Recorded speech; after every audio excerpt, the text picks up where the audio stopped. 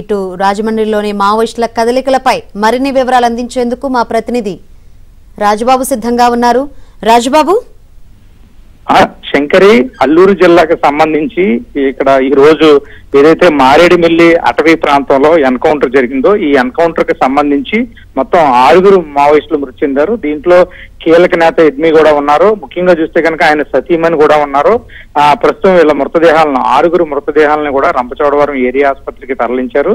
దీనికి సంబంధించి ఎన్కౌంటర్ కి సంబంధించిన పూర్తి వివరాలను కూడా ఇంటెలిజెన్స్ ఐడి మహేష్ చంద్ర లడ్డా కూడా మీడియాకు వెల్లడించడం జరిగింది. ప్రెస్ మీట్ పెట్టి ఎన్కౌంటర్ కు సంబంధించిన పూర్తి వివరాలు కూడా ఆయన వెల్లడించారు. అంటే ఈ రోజు తెల్లవారుజామున 5 గంటల నుంచి 6 గంటల ప్రాంతంలో ఎన్కౌంటర్ జరిగింది. ఈ ఎన్కౌంటర్ లో మొత్తం 11 మంది మావోయిస్టులు ఉంటే గ్రేన్స్ దాడుకు మావోయిస్టులకు జరిగిన కాల్పుల్లో 6 మావోయిస్టులు మృతి చెందినట్టు ఆయన ప్రకటించారు. 5 మావోయిస్టులు తప్పించుకున్నారు. వాళ్ళ కోసం ఏజెన్సీ ప్రాంతం అభయారణ్యంలో కూంబింగ్ జరుగుతుందని కూడా వెల్లడించడం జరిగింది. ఇప్పటికే ఏఓబి సరిహద్దు ప్రాంతంతో పాటు రంపచోడవరం ఏజెన్సీ ప్రాంతంలోని అటవీ ప్రాంతాలన్నీ కూడా పోలీసులు కూంబింగ్ చేస్తున్నారు. అంటే ఈ ఎన్కౌంటర్ నుంచి 5 మావోయిస్టులు తప్పించుకున్నట్టు లడ్డా మీడియాకు ప్రకటించడం జరిగింది.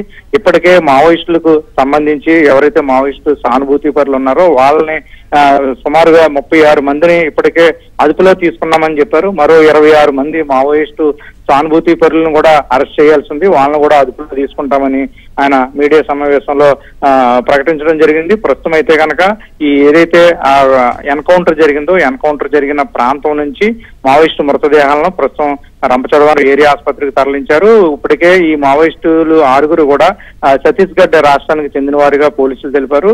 వాళ్ళ కుటుంబ సభ్యులకు 6 మావోయిస్టులు కుటుంబ సభ్యులకు కూడా ఇప్పటికే సమాచారం అందించడం జరిగింది. వాళ్ళు వచ్చిన తర్వాత పోస్ట్ మార్టం నిర్వహించి మృతదేహాలను కూడా పోలీసులు వాళ్ళ కుటుంబ సభ్యులకు అప్పగిస్తారు. ప్రస్తుతం కనుక ఏఓబి సరిహద్దు ప్రాంతమైన ఏఓబి అదేవిధంగా ఏజెన్సీ ప్రాంతంలో అటవీ ప్రాంతంలో ప్రస్తుతంగా అయితే కనుక పోలీసులు కూంబింగ్ జరుగుతుంది.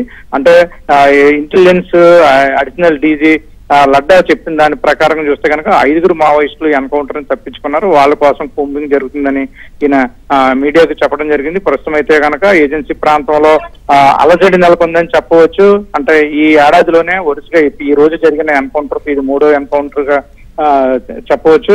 ఇప్పటికే మే నెలలో ఒక ఎన్కౌంటర్ జరిగింది, జూన్ నెలలో ఒక ఎన్కౌంటర్ జరిగింది, ఇప్పుడు మళ్ళీ రమారెడ్డిమిల్లో ఒక ఎన్కౌంటర్ జరిగింది. ప్రస్తుతం అయితే కనుక పోలీసులు ఎన్కౌంటర్ నుంచి ఎవరైతే 5 మావోయిస్టులు తప్పించుకున్నారో వాళ్ళ కోసం పోలీసులు విస్తృతంగా గాలిస్తున్నారు. Shankari, right, thank you Rajababu.